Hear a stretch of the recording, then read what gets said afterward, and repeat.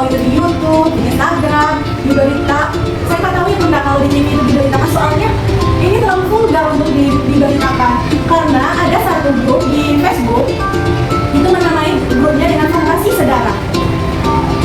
Sebenarnya saya tidak kuat untuk menjelaskan ini bunda, karena terlalu miris sekali orang-orang di situ. Di grup itu ada 36.000 orang yang bergabung. Bayangin 36.000 dalam grup itu yang mempunyai fantasi kepada keluarganya sendiri. Contohnya yang paling di highlight sekarang itu seorang ayah memposting anaknya yang berumur kalau nggak salah masih 4 tahun dengan caption, gimana nih teman-teman, anak saya dikata orang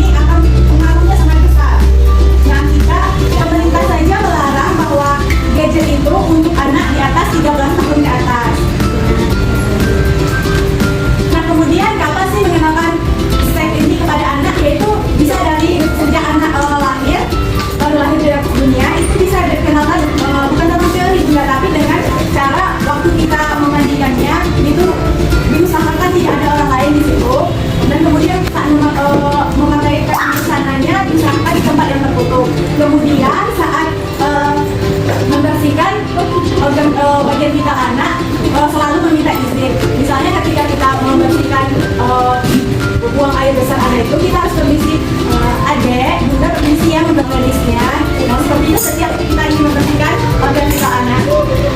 Nah, jangan sekali-kali bercanda tentang organ vital ini. Biasanya, anunya kecil, kan kita sering itu bunda. Itu tidak boleh. Kita harus dari kecil membiasakan bahwa itu adalah bagian privasi anak.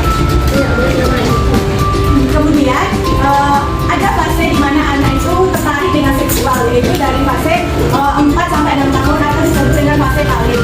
Pada fase paling ini 4 sampai 6 tahun ini adalah fase normal di mana anak memiliki sensasi tersendiri saat bagian vitalnya tersentuh. Biasanya ini anak sering menggosok-gosokkan bagian penisnya ke meja, ke tempat tidur. Ini bagian dari fase normal bunda. Tetapi ada anak-anak itu yang fase palingnya terlalu kelihatan, ada juga yang tidak terlalu terlihat.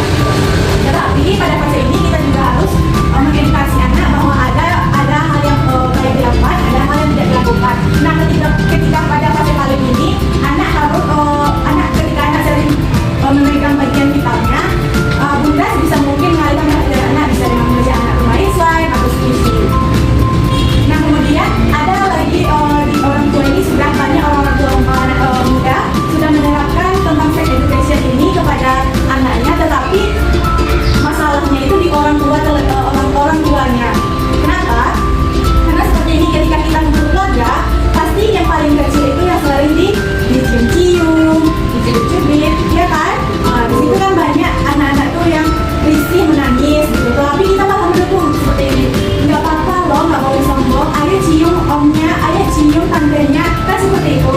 Kalau nggak nanti tuh, ayo cium omnya nanti dapat permen, ayo cium tantenya nanti dapat duit. Nah di situ tuh salah besar. Di situlah kita sebenarnya peran kita itu yang salah, dan itu yang menjadi masuknya pintu dari pelecehan seksual itu. Nah sekarang kita harus tegas bunda, jika anak kita tidak nyaman, bilang saja ke orang-orang terdekat bahwa tidak boleh menyentuh anak sembarangan, tidak boleh pegang anak sembarangan, seperti itu. Kita tidak salah kita untuk edukasi orang-orang sekitar kita, karena itu untuk keamanan dan kenyamanan anak kita sendiri. Terima kasih kepada kakak kita yang telah memberikan materi tentang sex education. Nah di sini ibu semua apakah ada yang ingin bertanya terkait tentang materi tentang sex education? Mungkin ada ibu semua ada yang ingin bertanya. Ada yang masih terlintas di kepalanya siapa? Bu, ada. Jadi gini, saya mau nanya Dek, kalau misalnya saat kita dengan suami sedang melakukan hubungan suami istri, tiba-tiba anak kita masuk ke dalam kamar, sedangkan kita lupa untuk mengunci pintunya tuh, otomatis mereka melihatkan bagaimana kita, saya dan suami melakukan hal itu seperti apa.